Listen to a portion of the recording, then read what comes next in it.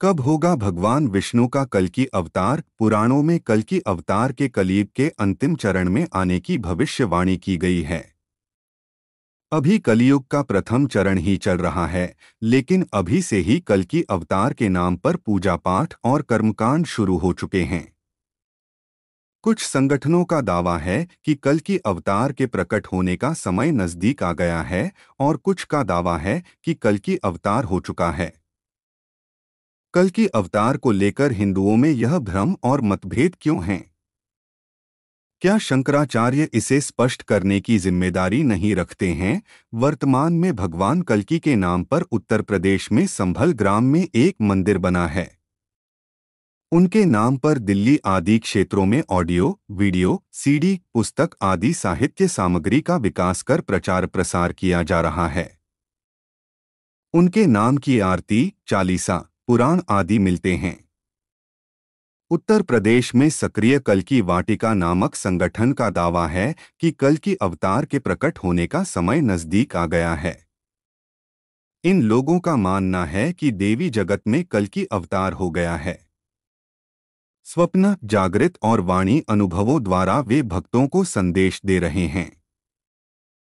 उनकी महाशक्तियां भक्तों की रक्षा के लिए इस जगत में चारों ओर फैल चुकी हैं। अब बस उनका केवल प्राकट्य शेष है। इसका तार्किक आधार यह है कि अवतार किसी समय सीमा में बंधा नहीं होता। उसके प्राकट्य के अपने मापदंड होते हैं। हिंदू धर्म के पतन का एक मुख्य कारण यह है कि हर वह कार्य किया जा रहा है जिसका वेदों में उल्लेख नहीं मिलता है। हिंदुओं के एकमात्र धर्म ग्रंथ है वेद। वेदों का सार है उपनिषद और उपनिषदों का सार है गीता। इतिहास ग्रंथ महाभारत का एक हिस्सा है गीता।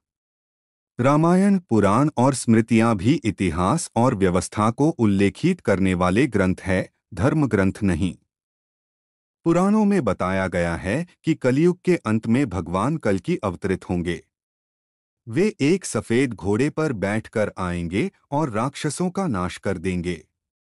पौराणिक मान्यता के अनुसार कलयुग 432000 वर्ष का है, जिसका अभी प्रथम चरण ही चल रहा है। कलयुग का प्रारंभ 3102 ईसा पूर्व से हुआ था, जब 5 ग्रह मंगल, बुध, शुक्र, बृहस्पति और शनि मेष राशि पर 0 डिग्री पर हो गए थे। इसका मतलब 3102-2017 = 5119 वर्ष कलयुग के बीत चुके हैं और 426881 वर्ष अभी बाकी है, और अभी से ही कल्कि की पूजा, आरती और प्रार्थना शुरू हो गई है। माफ करना, अभी से नहीं, करीब 350 साल से उनकी पूजा जारी है। यह अवतार भविष्य में होगा या नहीं यह अभी अनिश्चित है। लेकिन लोगों को कौन रोक सकता है? पूजा करने से मूर्ख लोग तो अमिताभ और रजनीकांत की पूजा भी करते हैं। कल्कि पुराण के अनुसार कलयुग में भगवान विष्णु कल्कि रूप में अवतार लेंगे। कल्कि अवतार कलियुग व सतयुग के संधिकाल में होगा। यह अवतार 64 कलाओं से युक्त होगा। पुराणों के अनुसार उत्तर प्रदेश के मुरादाबाद जिले के शंभल नामक स्थान पर विष्णुषा नामक तपस्वी ब्राह्मण के घर भगवान कल्कि पुत्र रूप में जन्म लेंगे। कल्कि देवदत्त नामक घोड़े पर सवार होकर संसार से पापियों का विनाश करेंगे और धर्म की पुनः स्थापना करेंगे। स्कंद पुराण के 10वें अध्याय में स्पष्ट वर्णित है कि कलयुग में भगवान श्री विष्णु का अवतार श्री कल्कि के रूप में संभल ग्राम में होगा। अग्नि पुराण के 16वें अध्याय में कल्कि अवतार का चित्रण तीरकमान धारण किए हुए एक घुड़सवार के रूप में किया है और वे भविष्य में होंगे। कल्कि पुराण के अनुसार वह हाथ में चमचमाती हुई तलवार लिए सफेद घोड़े पर सवार होकर युद्ध और विजय के लिए निकलेगा तथा बौद्ध, जैन और म्लेच्छों को पराजित कर सनातन राज्य स्थापित करेगा। पुराणों की यह धारणा कि कोई मुक्तिदाता भविष्य में होगा सभी धर्मों ने अपनाई। क्या ये अवतार हो चुका है? इसके विपरीत कुछ अन्य पुराण और बौद्ध काल के कवियों की कविता और गद्य में ऐसा उल्लेख व गुणगान मिलता है कि कल्कि अवतार हो चुका है।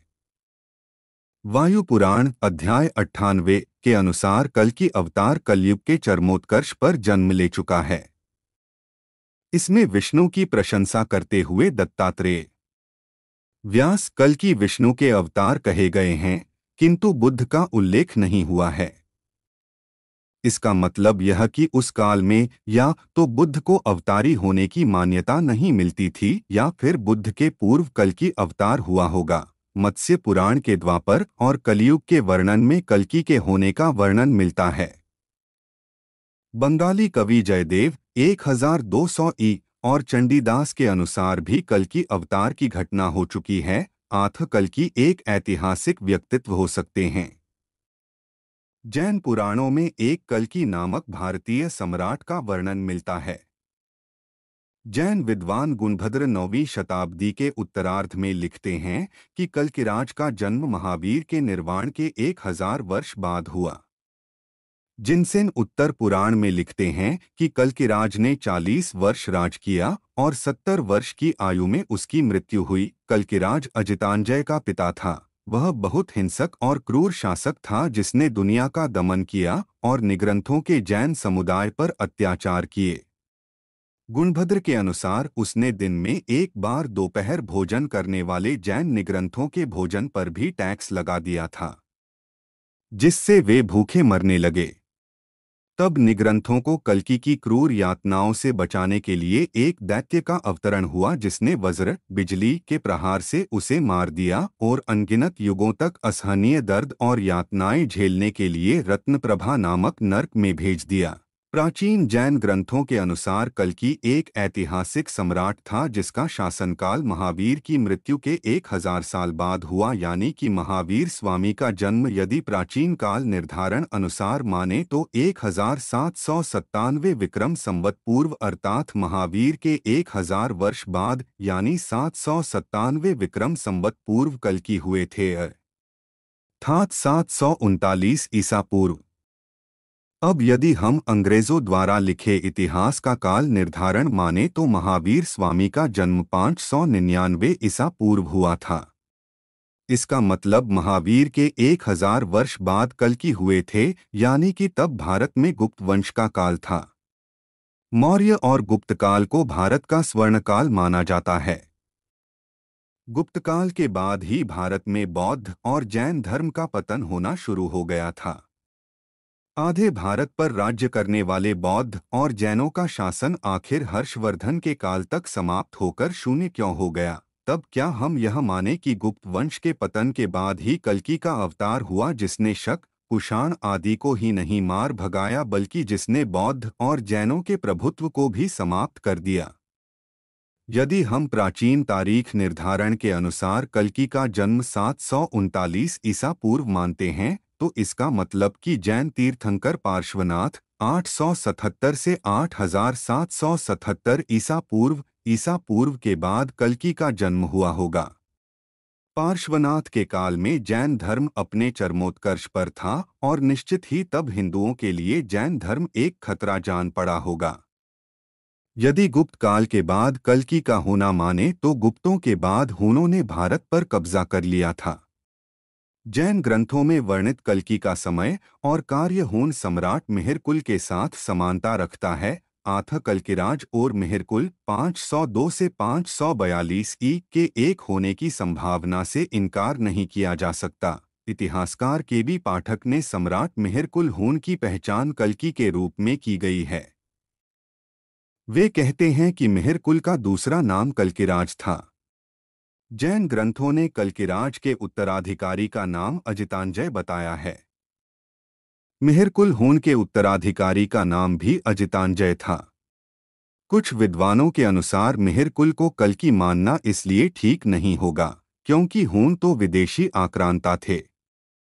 उनको तो इतिहास में विधर्मी माना गया है। विधर्मी का अर्थ होता है ऐसे व्यक्ति जिसने या जिसके पूर्वजों ने हिंदू धर्म को त्याग कर दूसरों का धर्म अपना लिया हो, लेकिन ऐतिहासिक प्रमाणों के अनुसार हूण विदेशी नहीं थे।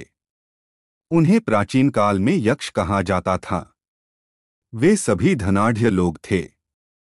भारत के प्रथम शक्तिशाली हूण सम्राट तोरमाण के शासनकाल के पहले ही वर्ष का अभिलेख मध्य भारत के एरन नामक स्थान से वाराह मूर्ति से मिला है। हूणों के देवता वाराह थे।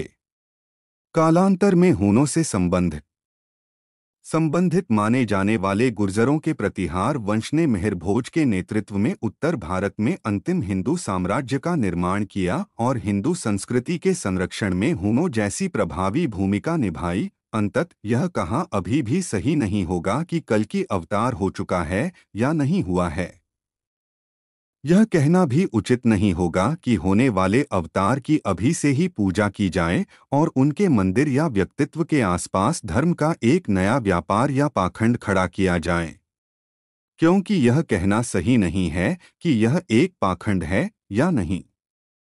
जो लोग वेद को पढ़ते और समझते हैं वे ही उचित समझते हैं।